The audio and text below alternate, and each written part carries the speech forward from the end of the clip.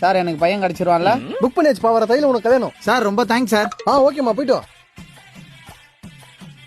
Sir வணக்கம் sir. வாங்கம்மா, உட்காருங்க.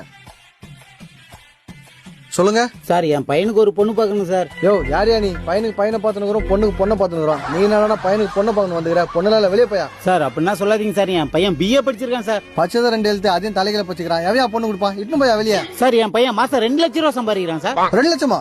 மூஞ்ச காட்டு. யோ, பையன் பேர் தீபகா? ஆமா சார். ஹைட் 6.2.